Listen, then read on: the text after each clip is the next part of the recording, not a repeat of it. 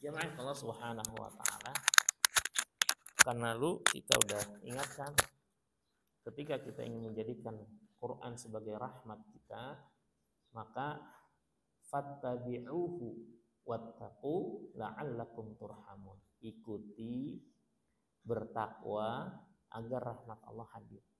Pertanyaannya surat apa tuh? Ayat berapa? Saya tulis di sini. Ya, Al-An'am ayatnya, bukan. Boleh Bu sambil diminum, kenapa? Itu disiapin air mineral. Ya. Bukan Aqua ya, air mineral, Elana mereknya. Hah? Oh, kalau nyatet ya kemarin kan? Iya. Ya. Ini mereview. Jadi memang interaksi kita dengan Quran Sabtu pagi ini adalah dalam rangka mengamalkan ya ini perintah Allah dalam Al-Quran, bagaimana kita berinteraksi dengan Al-Quran. Wa hadza kitabun anzalnahu mubarakun fattabi'uhu wattaqu la'allakum turhamun. Pak Imam geser dikit Pak Imam. Nah, biar Pak Jun berada. Ini kalau bahasa Quran surat Al-Mujadilah, tafassahu fil majalis, berlapang-lapang dalam majelis. Kenapa? Karena nggak kebagian meja. Ya. Yang jarang orang rebutan meja, biasa rebutan kursi kan. Ya.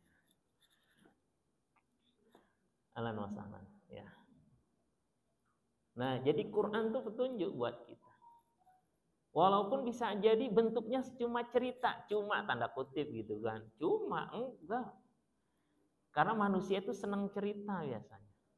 Apalagi orang tua kan. Senang banget cerita tuh ke anak-anak. Coba deh, kelebihan orang tua itu salah satunya adalah berbagi pengalaman. Ya, ketika anaknya gini, oh kamu nggak tahu sih, dulu waktu bapak masih muda. Ya, panjang dah tuh. Anak udah nyimak aja. Apalagi kalau kita yang punya kemampuan storytellingnya bagus, ceritanya itu bagus. Jadi nyampein kisah tuh, ya bukan cuma sekedar datar, tapi ada senyumnya, ada gesturnya gitu kan. Ya. Saya tadinya nggak berani cerita-cerita kayak gitu. Saya SD, SMP termasuk yang cupu kalau kata orang sekarang. Nggak gaul, nggak berani ngomong di depan orang tuh nggak berani, tampil di depan kelas nggak berani. Ya, kalau dulu ya, kalau misalnya lagi pas tampil seni itu suruh nyanyi itu teman saya tuh sampai atraktif. Kalau saya cuma gini-gini doang, ya nadanya kemana, gayanya gimana, pokoknya begini. Ya. Saya baru bisa ngomong tuh ketika ngaji. Ngaji itu bukan cuma baca Quran, saya dibimbing ya oleh Ustadz waktu itu SMP terakhir. Nah, di masjid ngaji. Nah di ngaji itu kayak gini tuh, ajak ngobrol, suruh ditanya, suruh berpendapat. Awalnya gitu dulu, keluarnya itu karena ditanya. Oke, kadang-kadang kan saya suka nanya, gimana kabarnya? Kan ketemu tuh ngomong 1, 2, lama-lama udah terbiasa, baru berikutnya suruh kultum. Kultum di antara kita, ya paling cuman baca aja Quran, terjemahnya ambil. Jadi ayat ini bicara tentang begini, udah. Nah, saya terapkan di masjid saya tadi sebelum habis subuh tuh ada baca hadis dengan terjemahnya. Karena bapak-bapak tuh biar berani tampil di depan, karena nggak semua. Ya, kita tampil tuh langsung tremor, gitu, ya kan? Ya, istilahnya demam panggung, ya, karena jarang dikasih kesempatan. Ya. Nah ini adalah program pembiasaan kayak gitu. Nah nilai-nilai kita, ya ketika kita dalam bentuk cerita tuh kadang-kadang tuh bisa masuk. Ya. Termasuk yang terapkan saya ngajar SMA kelas 10. Jadi kalau kita pengen masuk, saya bilang kemarin nih, pekan ini saya bilang, saya punya 3 cerita based on true story. Ini kisah nyata. Pertama, pemuda kedua ibu majelis taklim, ketiga murid pengajian. I will stop my story if you distract me. Ya, saya akan berhenti kalau kalian mengganggu cerita saya. Apa mengganggu? Ada yang tahu-tahu makan, ngemil. Ada yang tahu-tahu buka handphone. Ada yang tahu-tahu buka laptop. Karena semua pakai Chromebook, murid saya tuh yang saya ajar kelas 10 itu wajib pakai komputer. Jadi mereka pada pegang komputer semua. Tapi ada waktunya tutup dulu. Close your Chromebook please. Tutup. Ya, listen to me, dengerin ya. Nah, saya harus pakai bilingual kalau ngajar. Ya, walaupun cuma namanya instructional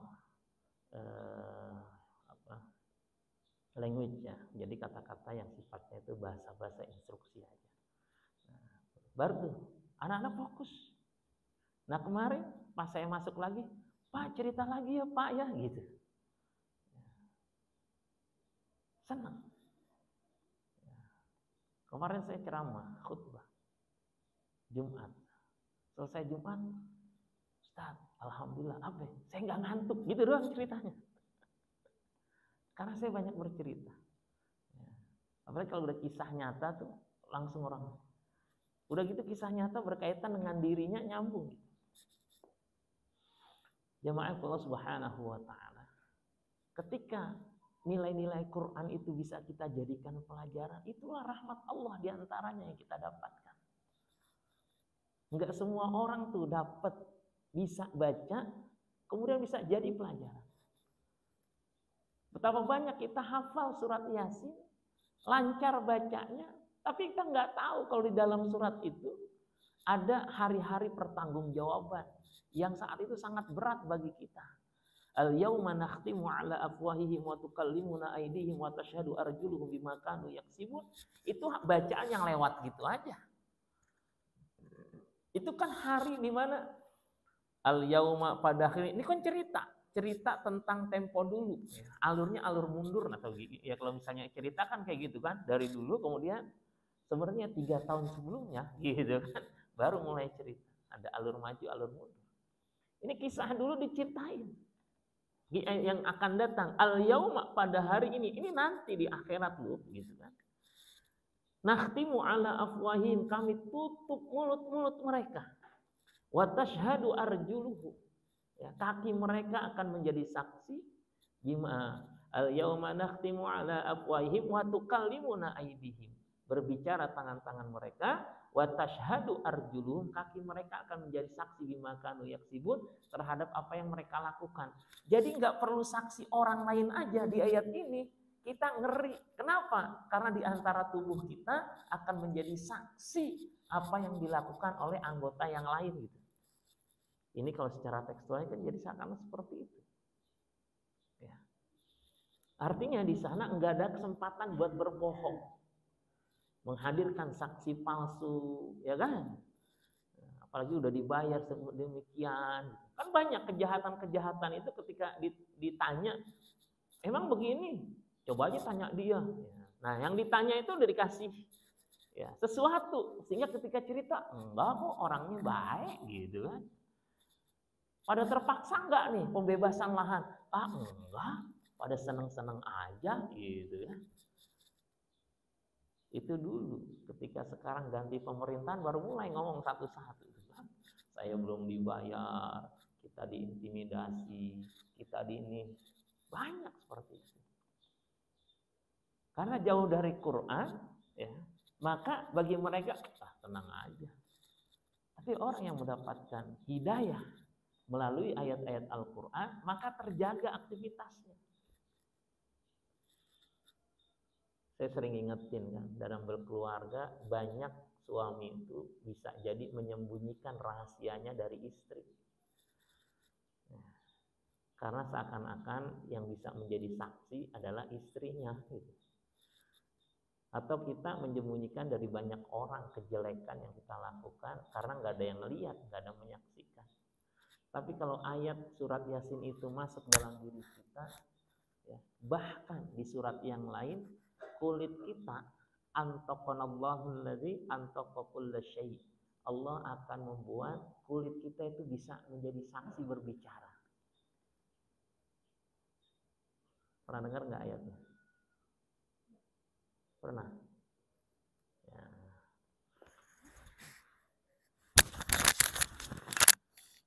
Saya taruh yang mudah-mudahan ketemu. Sehingga bawa handphone. Bawa. Saya lupa adanya nyarinya pakai program Quran. Ya, tapi tulisnya pakai bahasa Arab. Am-Toqa. Program Quran, ini namanya ayat. Ada search engine-nya, cuman pakai bahasa Arab. Ya. Ini sangat membantu. Am-Toqa. Bismillahirrahmanirrahim. Belum ketemu, bentar.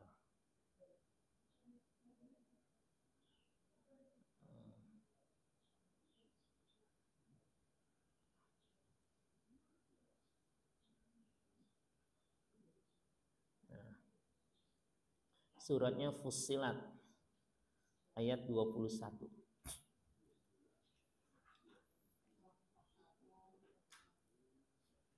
Ayat 21. Dan mereka berkata kepada kulit mereka, mengapa kamu menjadi saksi terhadap kami? Kulit mereka menjawab, Allah yang menjadikan segala sesuatu pandai berkata, telah menjadikan kami pula berkata.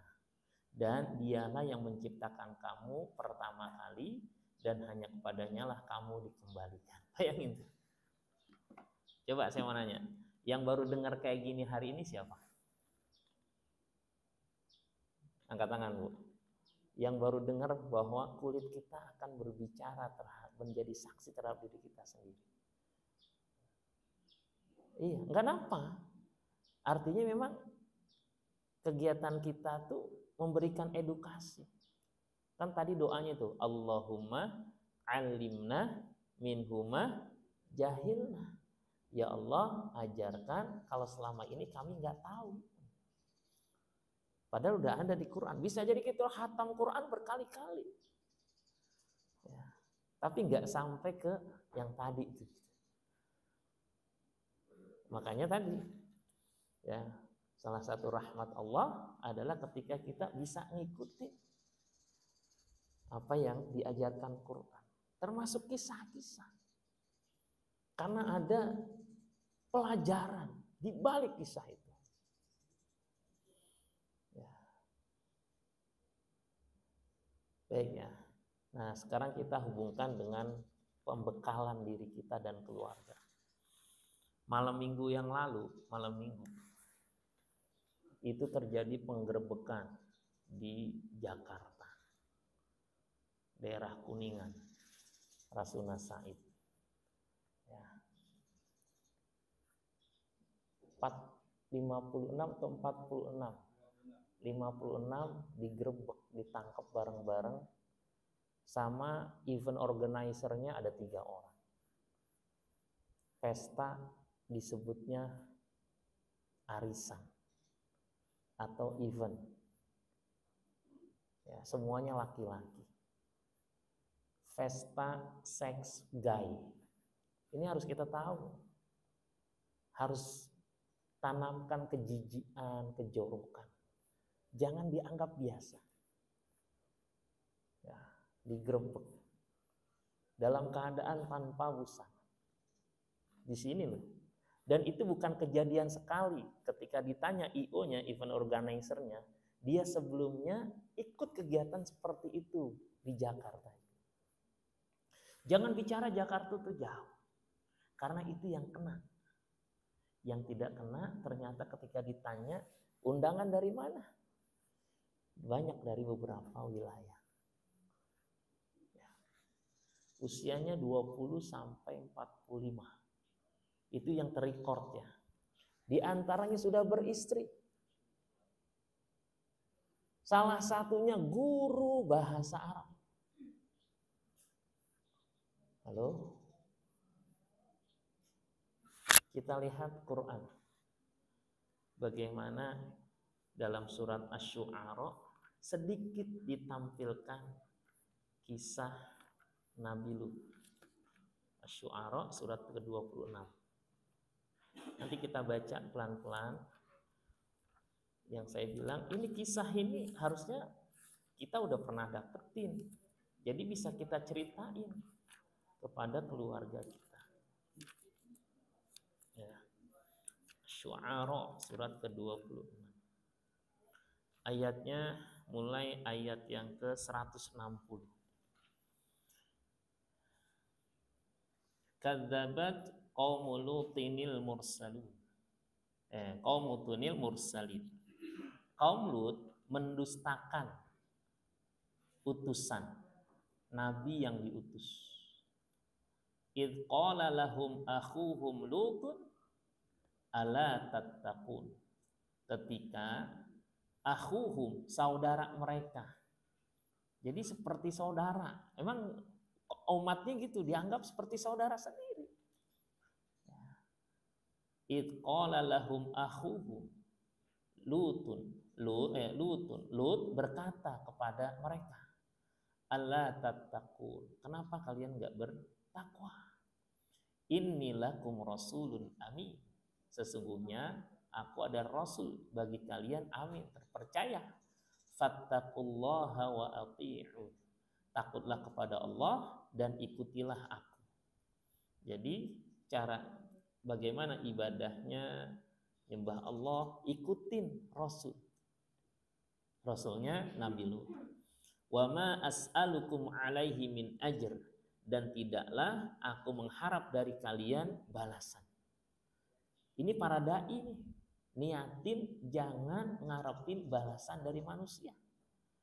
In ajriya illa ala rabbil alamin. Sungguh balasanku itu adalah dari Allah yang ngatur seluruh alam. Jadi jangan salah niat ngajar ngaji, apalagi yang ngaji. Ya, jangan. Nah, saya ingatin nih, kalau misalnya ya, kadang-kadang tidak sepengetahuan saya ada majelis taklim itu bikin iuran. Itu jangan dipatok sama. Ya. Jangan, kasihan. Yang penting mau ngaji. Nah, saya baru tahu tuh ketika ada sebuah majelis ya, dia udah lama sama saya. Tahu-tahu ada yang satu orang meninggal. Anaknya cerita, Ustaz, mohon maaf, kenapa? Bapak waktu itu ada acara kan sama Ustadz ya. Oh iya, bareng-bareng. Ya. Gak bisa datang, kenapa? Karena lagi gak ada uang Ustadz. Loh, bayar tuh. Iya, gitu. Nah, kalimat itu ikut nggak ikut, apa kalau mau ikut harus bayar. Waduh, saya bilang. Nah, ini tolong jadi perhatian. Semangat kita itu ngaji. Ya.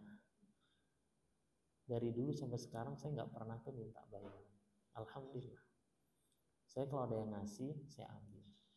Karena juga buat tadi, kayak kemarin bikin nasi Jumat, bikin ini kayak gitu. Alhamdulillah qadarullah saya guru, saya bergaji, ya, dan itu cukup insya Allah buat kehidupan saya. Jadi jangan sampai tuh kayak gitu. Ya. Makanya dimanapun ketika Ustaz bisa ngisi, insya Allah bisa datang selama waktunya cocok dan saya bisa. Ya. Selebihnya ya udah nggak ada masalah, nyantai aja, gitu ya. Karena ini hampir semua di surat Asy-Syu'ara ada beberapa nabi dan rasul sama. Ya. In ajriya illa ala rabbil alamin. Ya. Ini kalimat ini juga diucapin nih sebentar ya. Kalau kita lihat ya ayat sebelumnya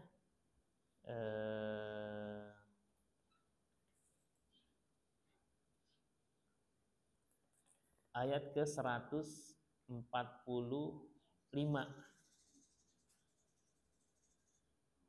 Ya. Ayat 145 itu adalah bicara tentang kisah Nabi siapa?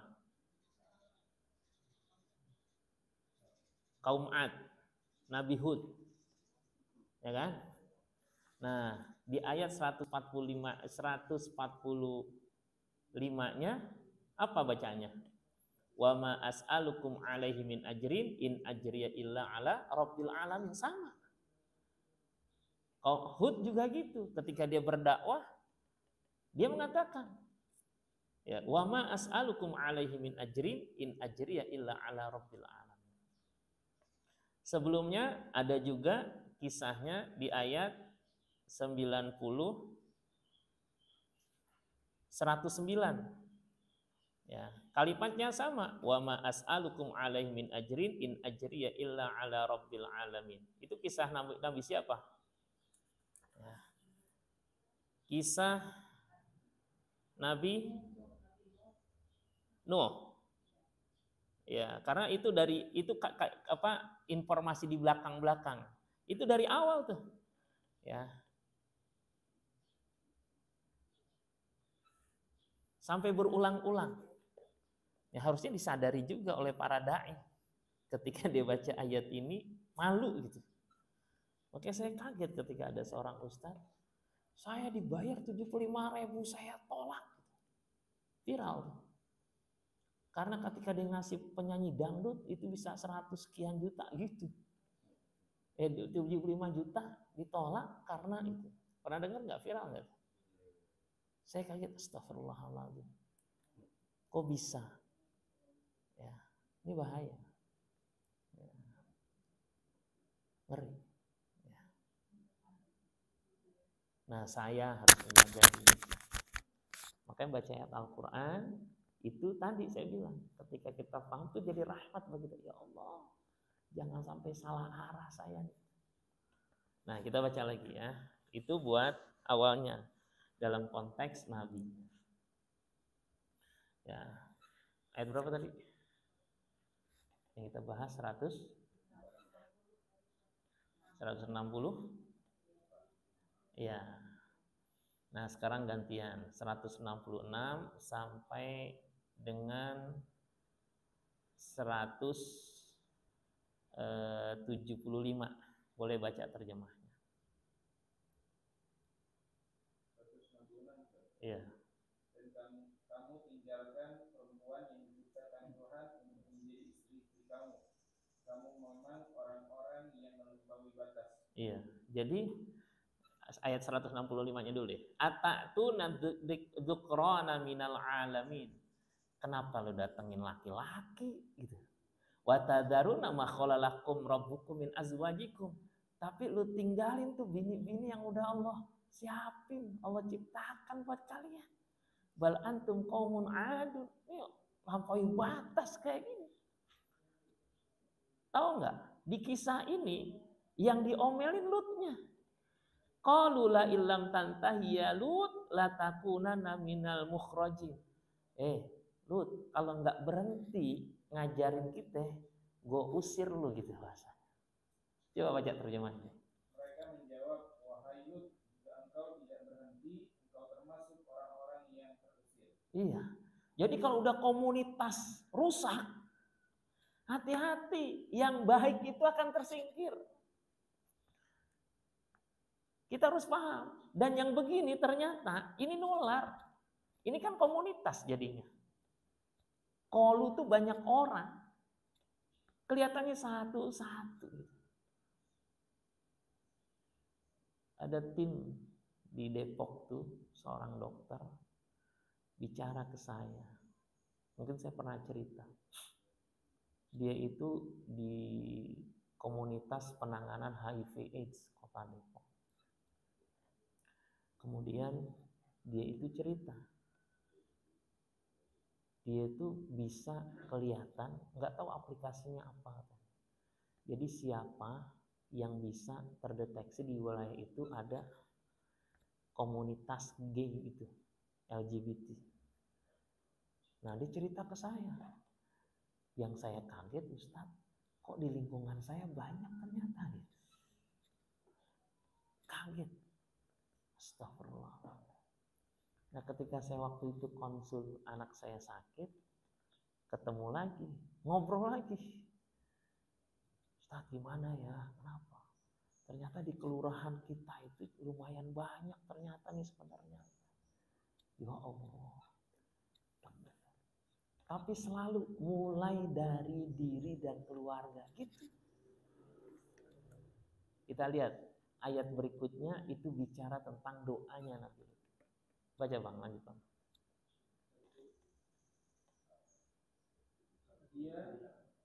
Iya. Lut berdoa, ya Tuhanku, selamatkan aku dan keluargaku dari akibat perbuatan yang mereka kerjakan. Terus? Lalu kami selamatkan dia bersama keluarganya semua. Terus? Kecuali seorang perempuan tua, istrinya yang termasuk dalam golongan yang tinggal. Iya. Jadi ada keluarga ternyata nggak support tuh dakwah.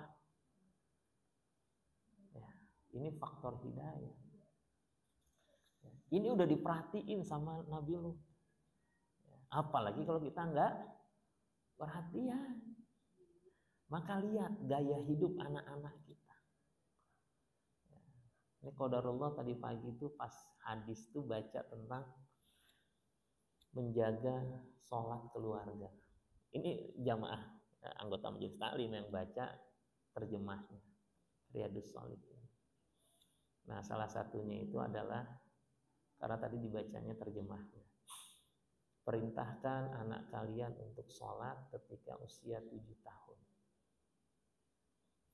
Pukullah ketika usia 10 tahun dan pisahkanlah tempat tidur mereka, laki-laki dan perempuan.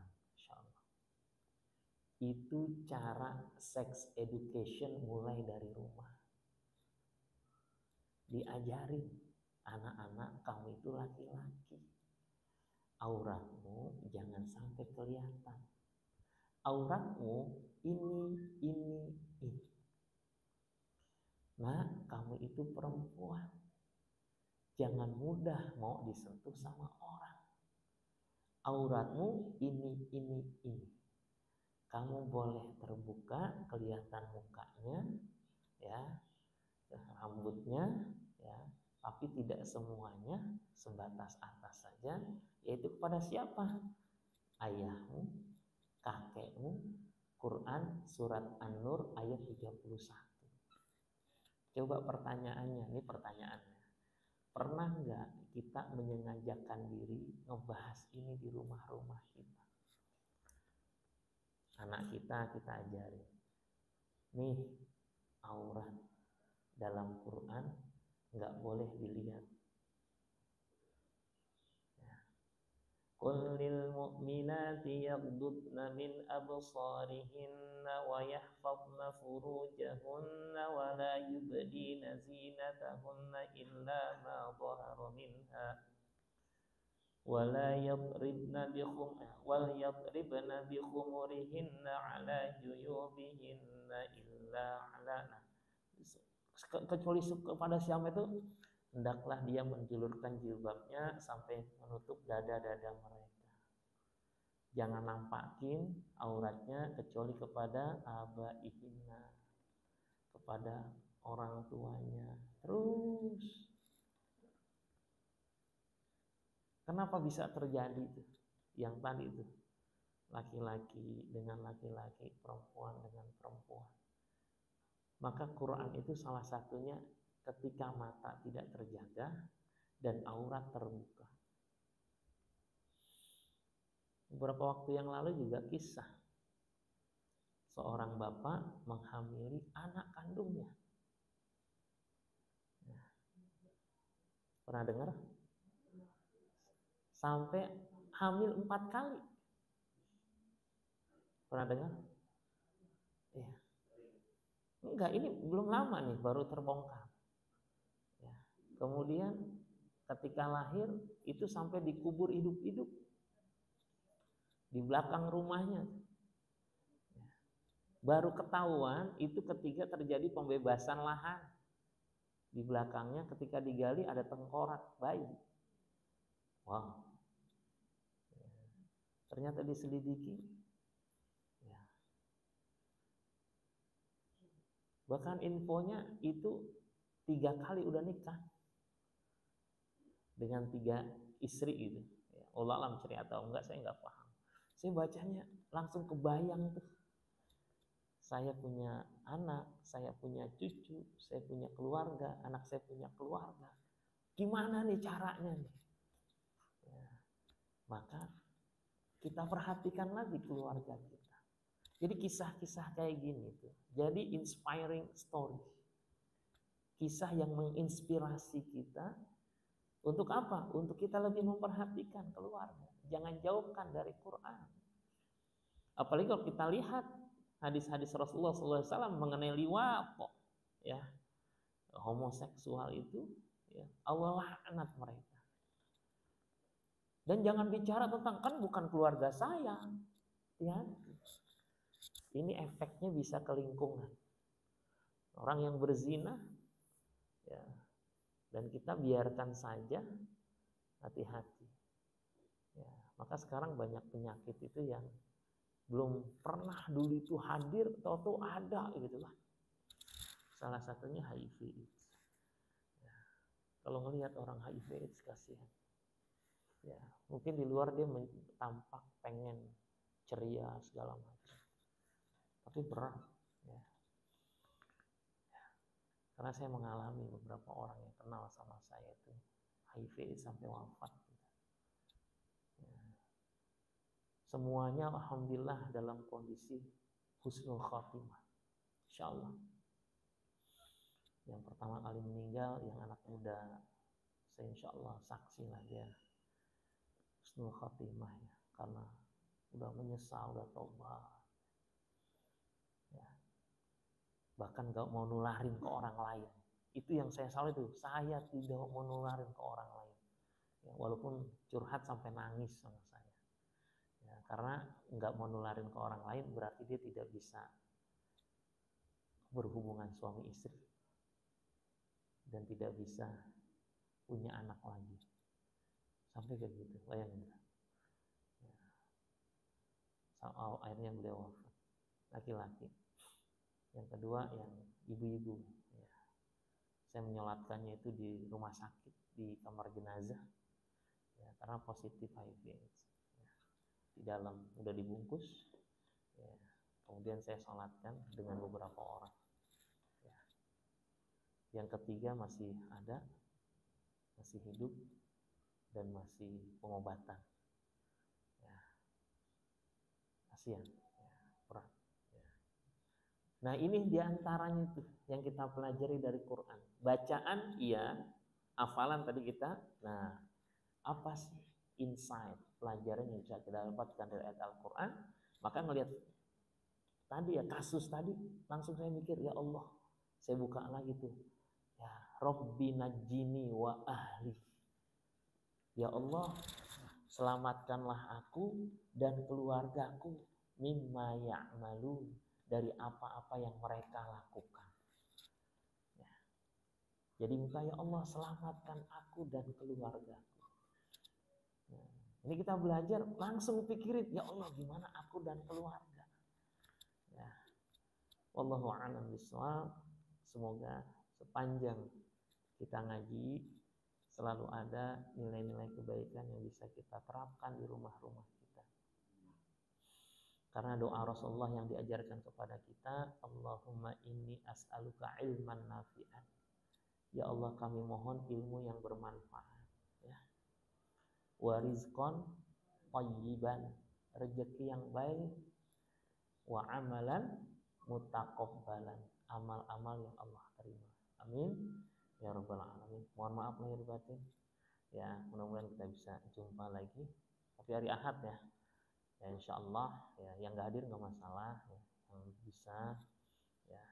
Saya juga sebagai terundang, ya kan. Ya, maaf Ustaz, kita mau ini, boleh. Insyaallah saya udah kasih list, saya kosongin tuh, ya. Tapi kuliah subuh saya tetap kuliah subuh dulu, habis kuliah subuh, ya. Cuma yang sore ada taklim ba'da asar, itu tentatif, ya. Saya akan informasikan nanti kalau ternyata bisa asar sampai di rumah, ya saya nggak perlu liburin, ya. Karena ba'da asar, pada maghrib, pada isya itu masih ada pengajian-pengajian, ya. Pengajian dari rumah ke rumah. Wallahu a'lam bishawab. Subhanakallahumma wa bihamdika asyhadu an la ilaha illa anta astaghfiruka wa atubu ilaik. Assalamualaikum warahmatullahi wabarakatuh. apresiasi. Apa ya? Hadiah. Iya. Kemudian dibayar apa gimana gitu. Nanti di sana. Baik. Jadi itu tergantung niatnya.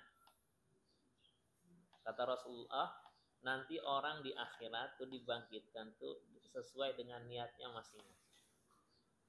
Amal juga gitu. Innamal a'malu binniyat. Nah, kalau kita ibadah apapun, tapi semangatnya itu adalah karena rupiah, maka rupiahnya dapat. Ya, tapi pahalanya nggak ada. Itu apresiasi. Karena kita pengen diapresiasi, dapat apresiasi. Tapi kalau kita niatnya in ajriya illa 'alallah, maka bisa jadi manusia mengapresiasi, tapi dia tetap dapat dari Allah. Nyambung nggak? Ya. Jadi nggak ada masalah. Karena secara aksiomatis gitu, orang akan berterima kasih, akhirnya memberikan hadiah. Silakan. Tapi jangan semata-mata itu. Misalnya mohon maaf ya. Tahu-tahu ketika apresiasi tidak sesuai ekspektasi. Halo? Ya, dia udah ngarepin, wah, ini majelis gede nih, ya. Paling enggak gue bakal dapat sekian nih, gitu kan. Udah minjem dulu dong, gue pengen kesono dong. Ya, bensin pan habis nih, minjem dulu, ntar gue ganti pulangnya gitu kan. Ya. Ternyata pas balik, mohon maaf Pak Ustadz, kenapa? Ternyata ya, yang bagian dananya sakit, jadi nggak ada donaturnya. Ya, kita kasih ini aja bingkisan Ustadz ya. Kemarin 2 hari yang lalu saya ngisi, Ustadz mohon maaf cuman segini. Astagfirullahaladzim ente. Saya tuh ada orang ngaji aja udah senang. Ketika dikasih, saya beli sesuatu yang harganya lebih mahal dari yang dikasih. Buat bagi-bagi. Karena emang niatnya bukan buat semata-mata gitu, enggak. Gitu Pak ya. Jadi enggak selamanya itu ustadz nerima juga, enggak selamanya dia berarti targetnya duit, enggak juga. Suatu saat ada zamannya tahadus bin nikmah ya, jamaah. Dia tukang es. Ya. Saya lagi nongkrong, lagi duduk di kantin gitu kan. Kantinnya. Saya nggak beli es. Ustadz diem aja, dikasih es gitu kan. Pak repot-repot saya bilang. Enggak, saya cuma sebentar doang gitu kan. Enggak kan sambil nunggu enak Ustadz sambil minum gitu kan. Dikasih. Ya, biasa tuh. Kadang-kadang lagi hujan tuh dibuatin kopi. Padahal dia nggak jualan kopi, jualannya es. Ustadz, hujan-hujan enaknya ngopi. Nanti nggak jualan kopi, nggak apa. Aduh, sekarang saya kalau ke sana sih bawa air mineral. Saya gini kan ya. Nggak enak gitu. Nah dia cerita, Pak Ustadz katanya salam dari ini jamaah. Kenapa? Iya suka cerita kenapa? Iya Pak Ustadz katanya kalau habis ceramah kadang-kadang salamnya buat si A. Nah kadang-kadang saya dapat kan habis ceramah dapat bingkisan tuh, dapat duit, saya masukin, tolong kasih Pak ini ya, kayaknya dia butuh gitu. Ternyata diceritain tuh ke temennya gitu. Nah kayaknya itu tuh yang menginspirasi pas saya lagi duduk, akhirnya dia ngasih gitu kan. Wallahu alam gitu. Pernah lagi ceramah, tahu-tahu masjid ngumumin kita butuh bantuan buat begini. Habis ceramah saya bilang, ini infak uangnya, ini buat pembangunan ya dari saya. Oh siap Ustaz. Ya, beberapa waktu yang lalu saya ngisi kajian kayak gini, nggak ada yang bawa Quran terjemah nih, gitu kan? Susah banget nyari Quran. Saya bilang nanti uang ceramah saya tolong pertama beliin Quran. Saya tunjukin tempat beli Qurannya di sono, di Gema Insani Press tuh di Juanda. Di situ murah, ada diskon kadang-kadang sampai 70% gitu. Beli di sana, tapi yang dihabisin semuanya. Kemudian nanti ke Merdeka, di sana ada Jalan Merdeka itu pasar pagi itu yang sogo jongkok kalau kata orang-orang pasar pagi, cari kacamata plus, beli 5 biji dari uang itu silahkan. Nah lebihnya beliin Quran. Jadi Ustaz nggak diam, enggak pakai. Ya orang ngaji nggak ada Qur'annya mau ngapain juga gitu kan, ngaji. Nah kalau yang lain yang mau sedekah nanti itu kepada panitia nih dia silahkan aja nanti beliin Quran lagi buat tambah. Alhamdulillah sekarang ada ginian nih ya, pakai lekar gitu kan, tadinya enggak kan bawa Qurannya juga susah ya, mulai pakai lekar padahal masjid bukan musola, masjid. Saya bilang yo gitu, jadi insya Allah ya, jadi bukan berarti saya juga memperbaiki diri niat ya buat ngapain gitu ya. Wallahu a'lam gitu ya Pak Isan ya, bukan cuma antum, saya juga jadi ya, makanya selalu niatkan, misalnya dipanggil kan, tahu-tahu ih Haji ini tuh ngundang gitu kan, langsung niatin auzubillahi minasyaitonir rajim, ikhlaskan ya. Kadang-kadang di luar persepsi kita. Ada kawan saya cerita nih ya, guru Quran, hafiz Quran, Ustaz ani ngisi baca Quran di sono, pulangnya dikasih Quran. Lah kita biasa baca Quran dikasih Quran. Terus iya, aneh kaget kirain cuma Quran. Di dalam Quran ada amplopnya ternyata gitu. Dia cerita, ente bisa. Nah, ada manajemen ustadz itu yang manajemennya, manajer. Dia manajemen, punya manajemen. Ini yang cerita manajemennya itu. Ya, sangat terpukul ketika yang dimanajeri itu pernah marah di dalam mobil. Karena habis ngisi kajian di rumah pejabat atau apa, isinya tidak sesuai dengan ekspektasinya, marah ya, rumah gini gitu kan, kalau bahasa Betawinya ngasih cuma segini gitu kan, dia manajemennya bingung, ya Allah ini gitu kan ya, karena ngandelin dari situ nggak kerja. Nah, ada juga yang bilang Ustadz, saya tanya antum kegiatan apa selain ceramah? Oh,